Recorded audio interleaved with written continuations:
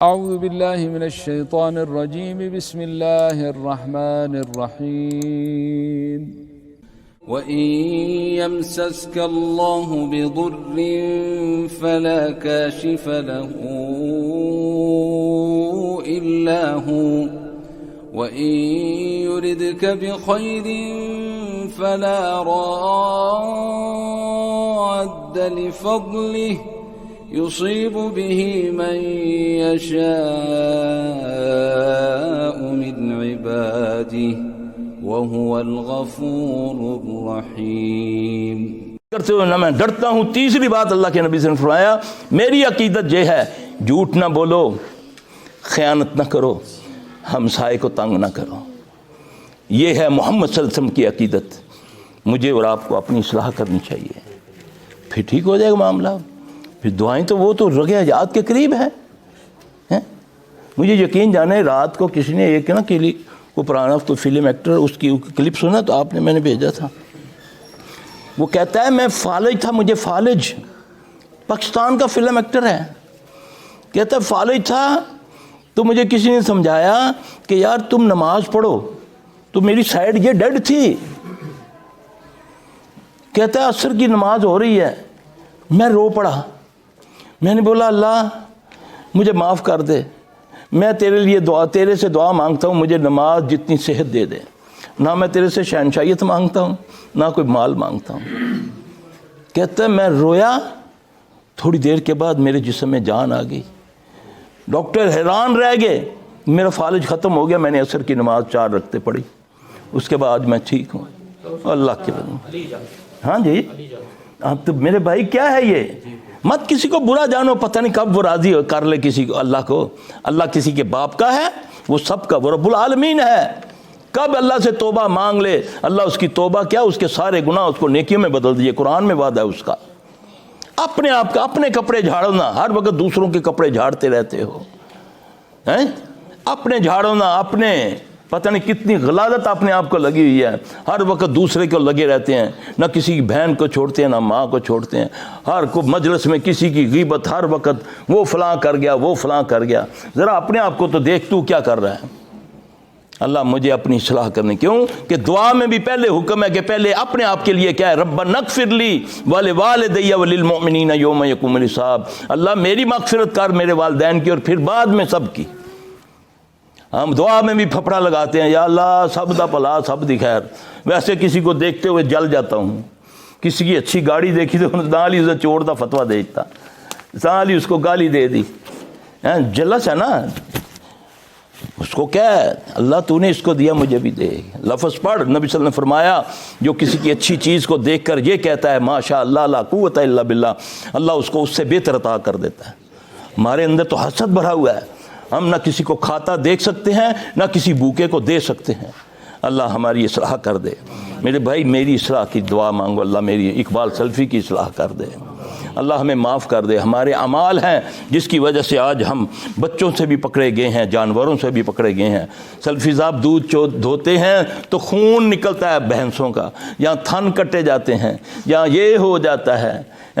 اللہ اکبر، یہ ہمارے کسب ہیں جو ہمارے اوپر، جب بھی روزی دیکھو تنگ ہو رہی ہے تو سمجھو میرے گناہ ہیں، ادھر ادھر بھاگتے پھرتے ہو جی مجھے کسی نے کچھ کر دیتا جی، تو جو تو نے کہتا تھا، جو ایک بندہ آیا بیچارہ معصوم سا، سارا گندا مال اس کو اٹھوا دیا تو نے، تجھے اس نے کہا میں بھائی جان آیا ہوں، میں ریٹائرڈ ہوا ہوں، مجھے اتنے پیسے ملے ہیں تو میں اب گاؤں میں دکان کھولنا چاہتا ہوں، تو نے جو گودام میں رکھا ہوا پاکستان سے پہلے کا مال سارا اس کو اٹھوا دیا۔ جی سادہ تھا نا وہ، اپنی طرف سے دوسروں کو کہتا ہے یار بڑا سمجھدار بندہ بن گیا ہے سیا، آج سارا جلودہ پہنچا دیتا ان کٹوا دیتا ہے۔ پھر وہ کیا کہے گا؟ وہ صرف اتنا کہے گا جا تیرا ستیہ ناش، جا تیرا بیڑا غرق، جا تو نامراد ہوئے، بس۔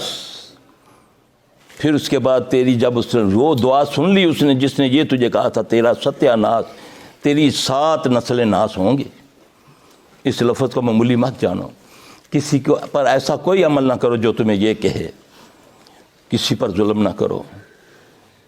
میری بات یاد رکھنا، اللہ سب کا ہے، اگر تم کسی یہودی عیسائی ہندو پر بھی ظلم کرو گے نا، وہ اس کا بدلہ لے گا تم سے. ظلم اس نے اپنے اوپر حرام کیا ہے. مالک ہے, خالق ہے, کوئی اس کو پوچھنے والا نہیں. ساری کائنات کو فنا کر دے وہ, اس کو کوئی پوچھنے والا نہیں ہے کہ اللہ ایک ہی کیتا ہی.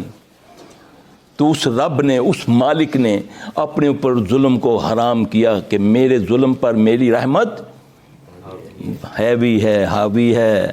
تو اللہ رحمت العالمین, اللہ رب العالمین ہے, محمد صلی اللہ علیہ وسلم رحمت العالمین ہے.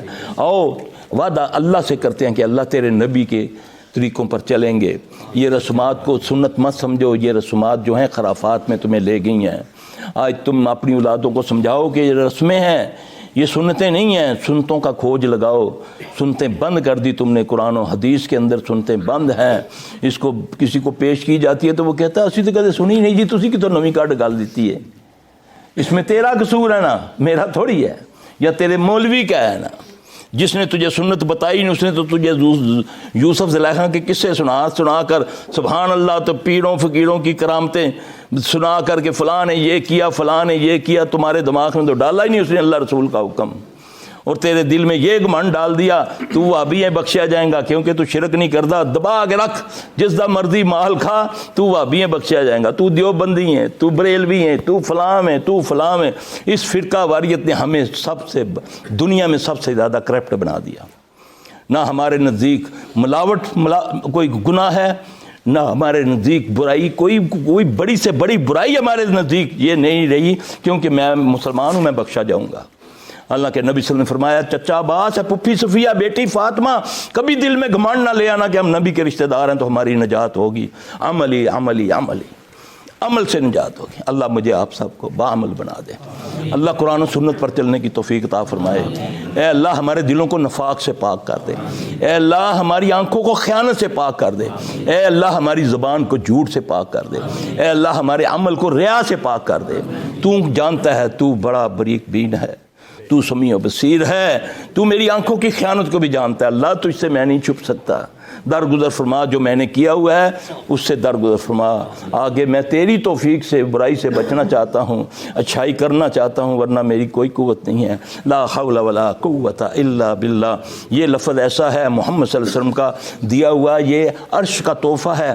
تم بھی قبول کرو, آگے بھی لوگوں کو بتاؤ. رسول اللہ صلی اللہ علیہ وسلم مجلس میں بیٹھے ہوئے ہیں, صحابہ سے فرمایا کہ آج تم کو میں جنت کے خزانوں میں سے خزانہ نہ دوں, عرش کے خزانوں میں سے خزانہ نہ دوں.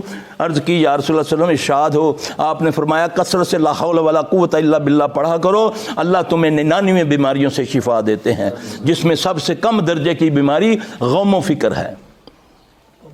انسان کے لیے سب سے بڑی بیماری کون سی ہے؟ لیکن میرے پیارے محبوب صلی اللہ علیہ وسلم نے فرمایا کہ جس میں وہ 99 بیماریوں میں سے سب سے کم درجے کی بیماری غم و فکر ہے. تو لفظ کیا ہے؟ لا حول ولا قوت الا باللہ. اتنا. اب دیکھیں اس ملعون لعنتی ابلیس شیطان نے اس لفظ کو ڈی ویلیو کیسے کیا. اس کو جانتا ہے کہ محمد صلی اللہ علیہ وسلم کی جو بات ہے وہ حق ہے, وہ ہو کر رہتی ہے. اب اس نے یہ لفظ بھانڈوں, مراسیوں, ایکٹروں اور گندے لوگوں کے منہ سے اتنا اس کو نکلوایا کہ مذاق کے طور پر لوگ اس کو استعمال کرتے ہیں. لا حول ولا قوت الا باللہ پر گانا بنا ہوا ہے, اس پر لوگ مذاقاً اس کو پڑھا جاتا نہیں, اس کو ڈی ویلیو کرنے کے لیے, تاکہ آپ کے سامنے اس کی کوئی وقت ہی نہ ہو. تو بتانے والے کون ہیں؟ محمد صلی اللہ علیہ وسلم. اس کے فضائل بھی بتا دیے, لیکن اس کو اتنا ڈی ویلیو کیا. سمجھو اپنے دشمن کو, اپنا دشمن ہے تمہارا, جس کو اللہ نے کہا, اللہ نے فرمایا یہ عدو مبین ہے, یہ تمہارا دشمن ہے. اس کو میں نے مہلت دی ہے, میں نے اس کو چیلنج بھی کیا, اس نے مجھے چیلنج کیا کہ تیرے بندوں کو میں اپنے ساتھ دوزخ میں لے کر جاؤں گا. میں نے اس کے چیلنج کو کہا کہ تو میرے بندوں کو ورگلاتا رہے گا, وہ مغفرت مانگتے رہیں گے, میں معاف کرتا رہوں گا. یا اس غفور الرحیم کی طرف رجوع کرو, وہ معاف کرنے والا ہے. لیکن یہ بات یاد رکھنا, کسی کا حق مارا ہوا وہ نہیں چھوڑے گا, وہ شہید کو بھی معاف نہیں ہے. یہ ذہن میں رکھ لینا. کسی کو سوچ لگایا ہوا ہے نا, چاہے 2 روپے کا چاہے 10 لاکھ کا, یہ نہیں چھوڑے گا, وہ باقی سب کچھ معاف کر دے گا. وہ بندہ معاف کرے گا تو معاف ہوگا, یہ ذہن میں رکھ لینا. اس میں بھی ایک بڑا راستہ ہم نے نکالا ہوا ہے نا کہ دیکھو نا جی, اللہ کے اندر میں سارے گناہ نیکیاں جو بدل داں گا, لیکن حقوق العباد میں سے وہ نہیں ہوگا. اللہ تعالیٰ مجھے آپ سب کو سمجھ عطا فرمائے۔ یہ اللہ تعالیٰ دعا مانگو کہ اللہ تعالیٰ اس مجلس کو قبول کرے، ہماری اصلاح کرے، ہماری نسلوں کی اصلاح کر دے، اللہ ہمیں معاف فرما دے، اللہ ہمیں رزق حلال عطا فرما۔